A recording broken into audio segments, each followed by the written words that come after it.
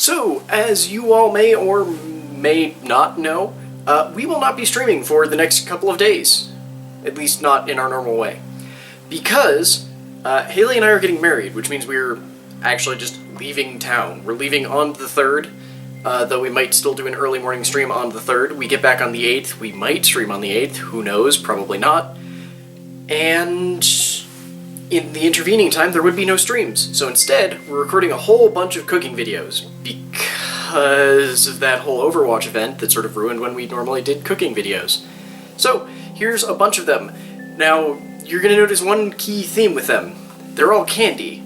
Why are we making candy after Halloween? And I will tell you that right now. We are making candy after Halloween because we are making good candy.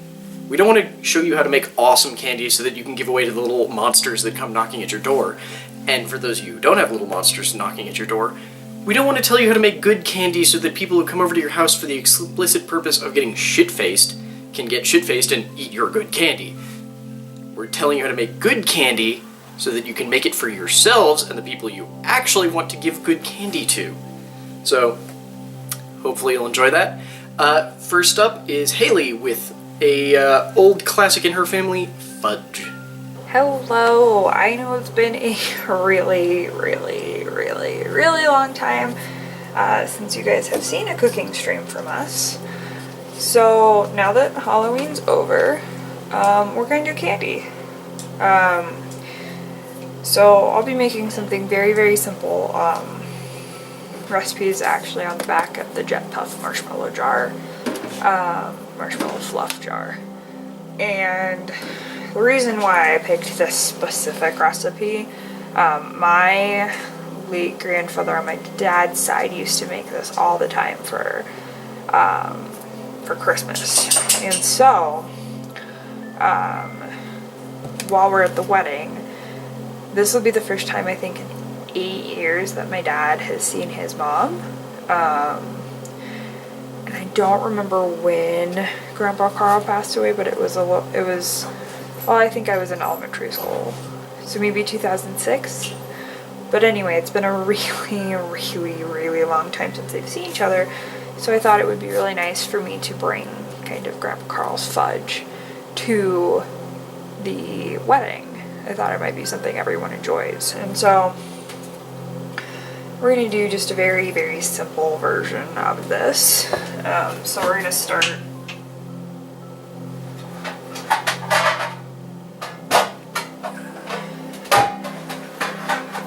with some basic pan preparation.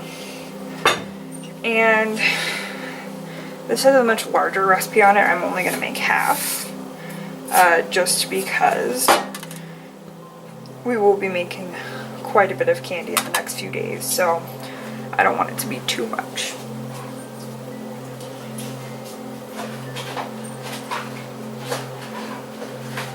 So I'm going to start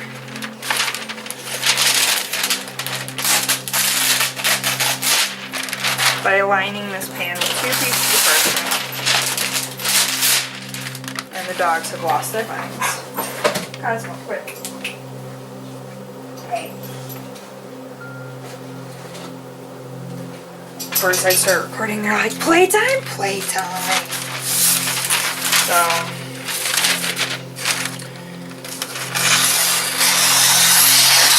I'm basically going to cut these so they fit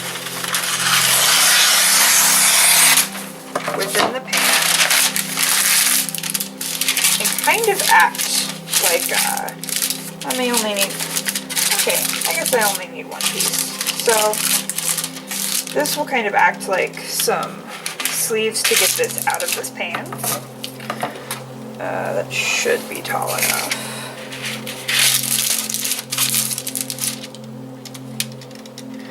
So, basically what will happen, we will make the fudge, pour it in this pan, and then use the sides to get it out.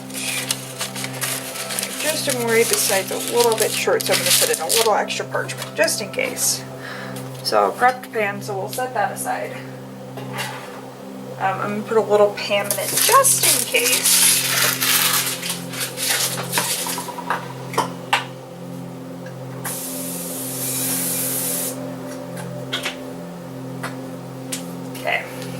So, on to part 1. This is the biggest one we have. Yeah.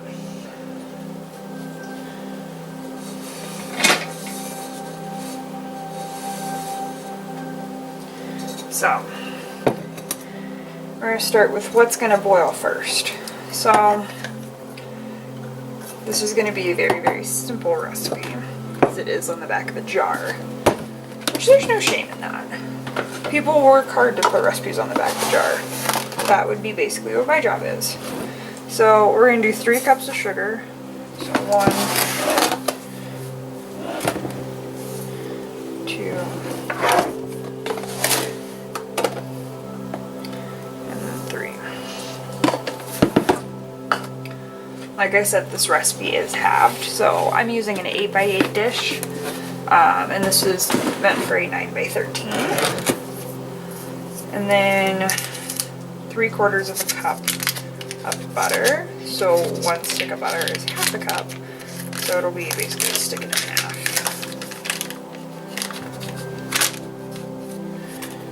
So there's 1. And then just right down the middle on that tablespoon line.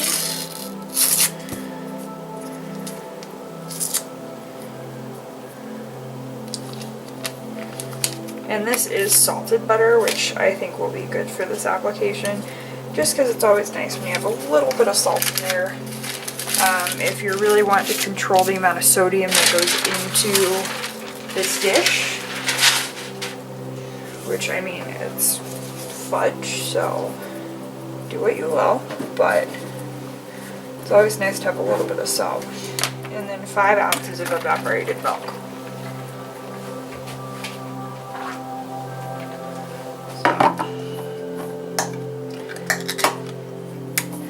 So I very luckily have a measuring cup that also measures ounces on the side, so that'll be a little under 2/3 of a cup.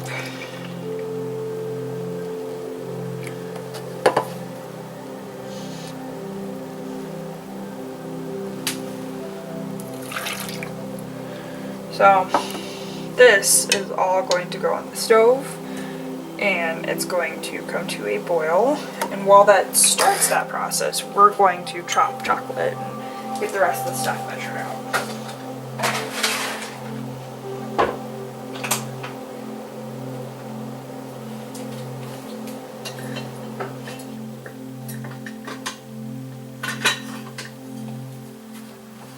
Alright, so I'll leave that alone for a little while.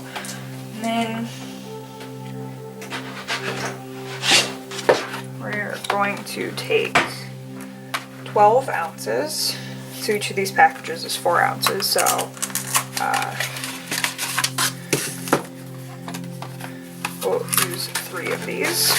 And we're just going to chop this.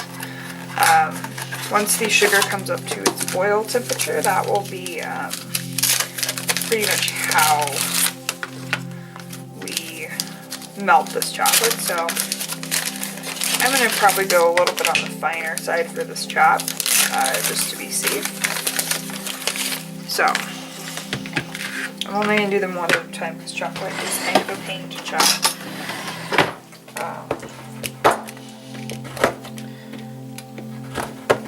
And hopefully this does not create any awful noises for you guys. It might, however. So, I'm just going to chop this and then we'll flash over to it's all chopped. Yay, recording magic. Okay, chocolate has been chopped. So, just a coarse chop, nothing crazy. So we're gonna go over to this mixture. Yes, you can see. So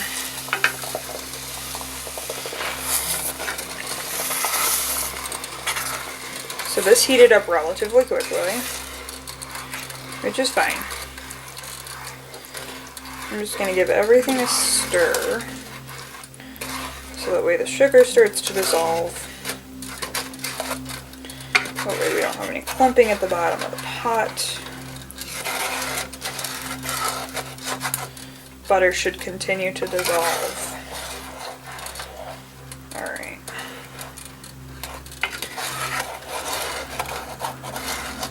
And whenever you're doing something like this, something with this kind of high heat, you definitely don't want to use any stainless or basically metal, full metal, I can't think of the word, utensils. That's the one.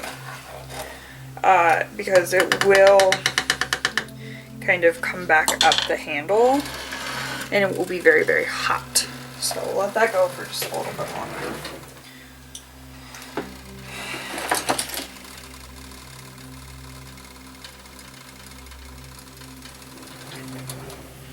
And normally you want to use a candy thermometer, however I do not have one. So I'm just going to be using my regular probe thermometer. Which is okay, I've done it before, but really you should be using a candy thermometer.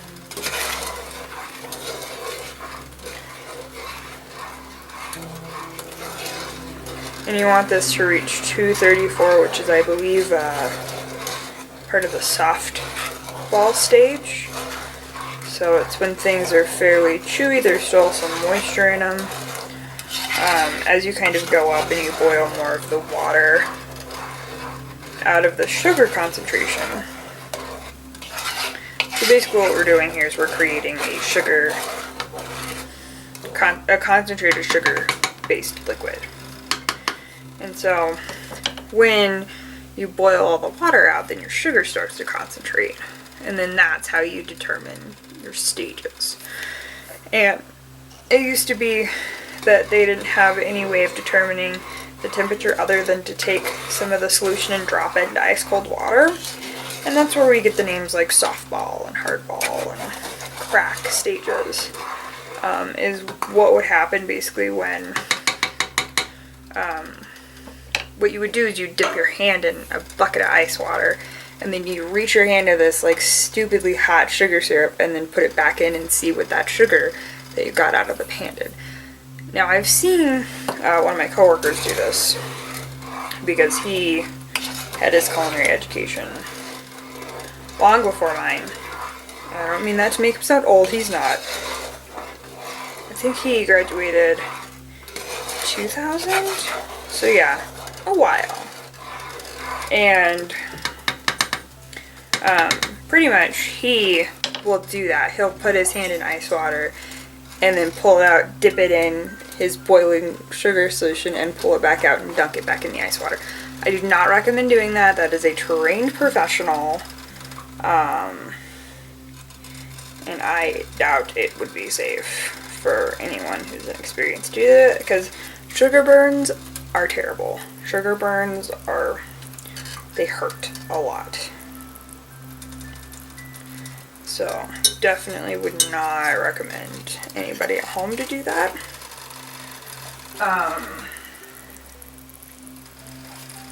So pretty much once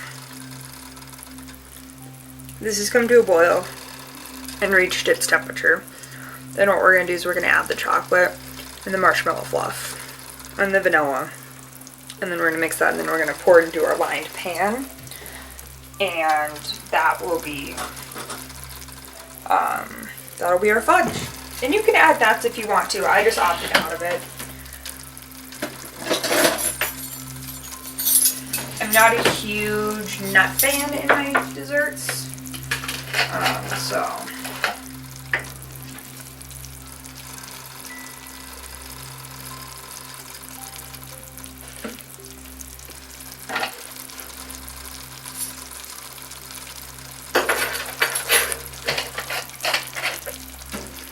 Alright, I was just measuring out my vanilla really quick to make sure that would be ready to go so it could be added in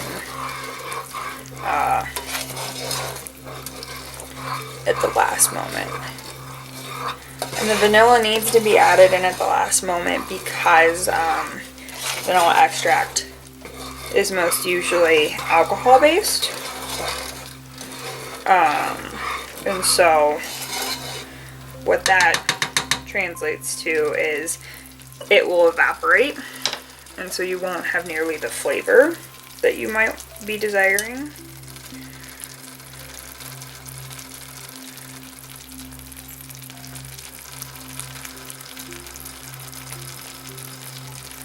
Alright, so you can see it's pretty much come to a full boil. Sugar solutions don't boil quite like water does, but this is a pretty rolling boil. So we're hanging out right about 215.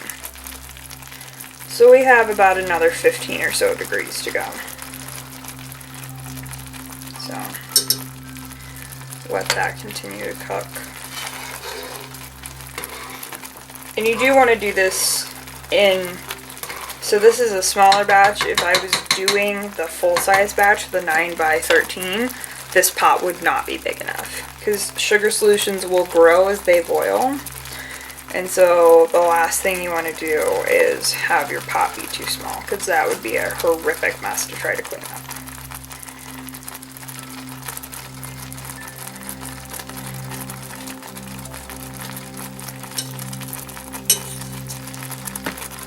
Yeah, because I mean you can see just how far it's come up the pot from where it was.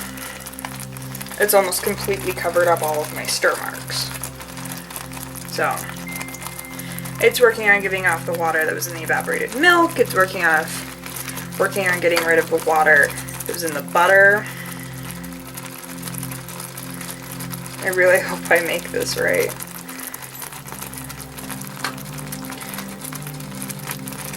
I know it'll be a little different, but still.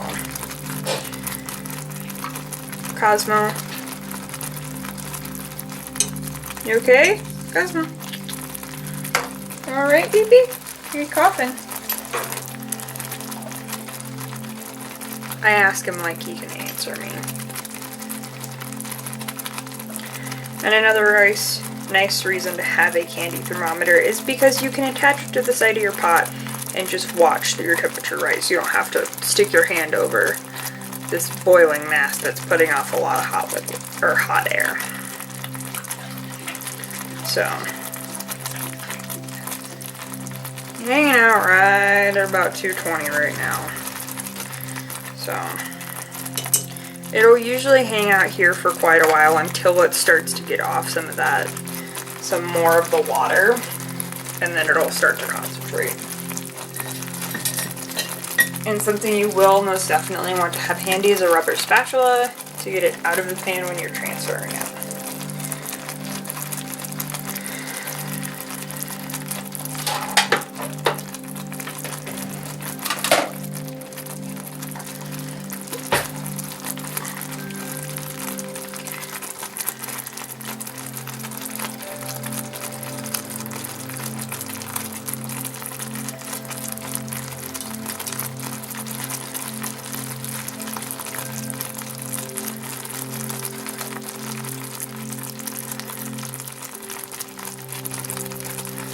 And this is the biggest part about candy making, is you're basically making a concentrated sugar syrup. So it's going to take a while, depending on what you're making. It is not a fast process by any stretch of the imagination. Like, absolutely zero.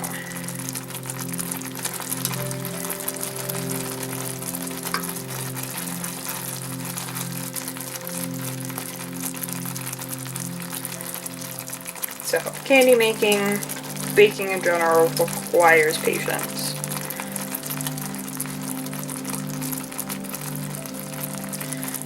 We're actually getting pretty close, so.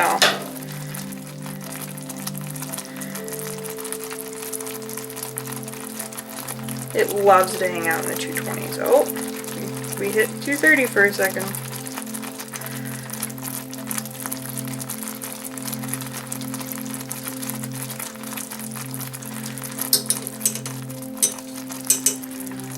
And generally you don't need to stir it when it's doing this because it is kind of stirring itself. But I do like to just get in there and make sure there aren't any hot pockets. And I think I can get away with this recipe because of what it is. Now with a recipe that doesn't have so many other things like just sugar and water, you need to be a little more careful about stirring this up because you will create pockets.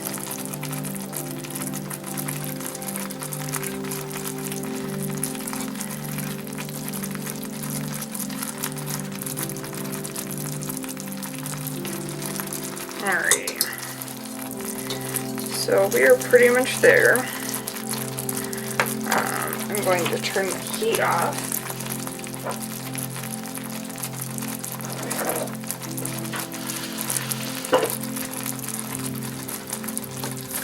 Bring everyone back over really quick. Okay. Hot pad.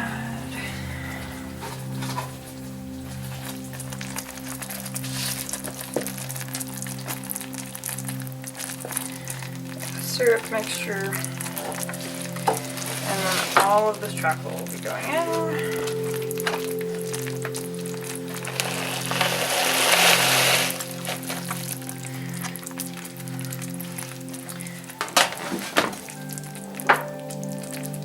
And so the chocolate will get melted by the heat of the syrup.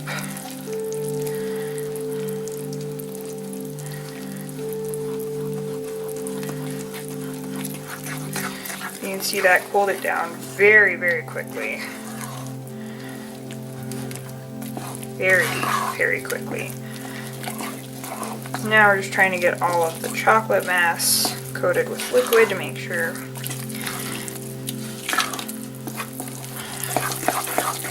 Okay, and now the marshmallow fluff. I probably should have had this ready sooner, but oh well.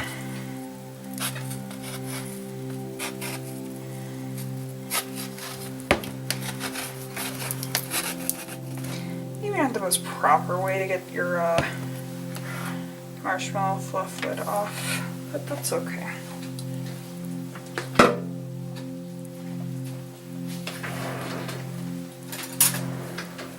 Also, I'm not measuring this, mostly because marshmallow fluff is a pain to measure, but it will be about half this jar.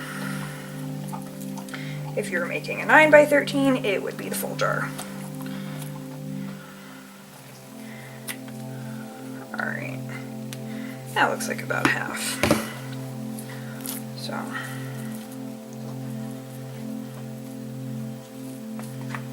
get this all stirred in.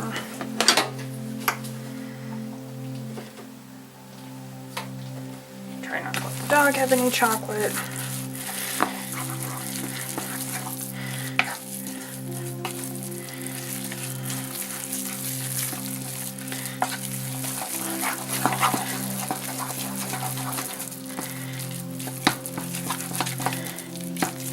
I want this to be one homogeneous mixture, which it doesn't love doing. Probably should have put the chocolate and the marshmallow fluff in at the same time, and then our vanilla. Okay.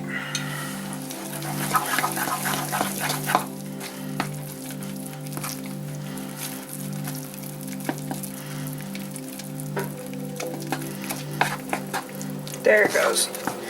It's working on it. And yes, I just had to switch arms.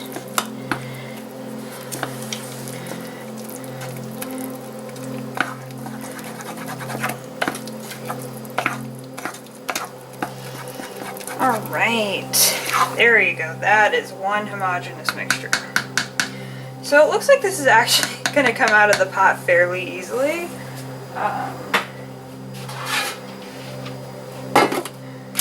So, baking there. Whoa, okay. Yeah, that came out literally in one fell swoop. Alright. And there's some darker chocolate parts.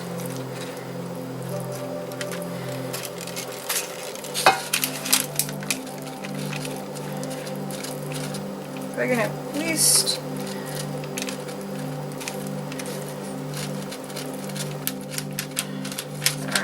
that is gonna have to be good enough. I do want to try to flatten this out at least a little bit.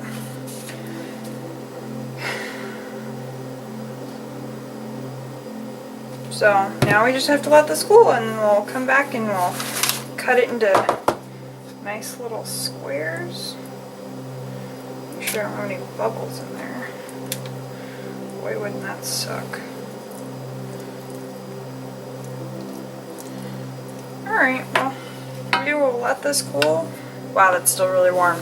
Use the handles of the pan, friends. Use the handles of the pan. And then we will be back to extract and cut away.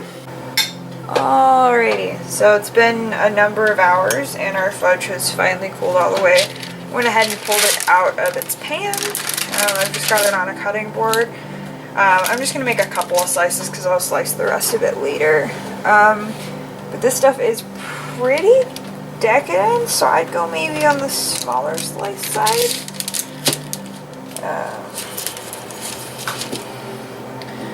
So yeah, I would just squares.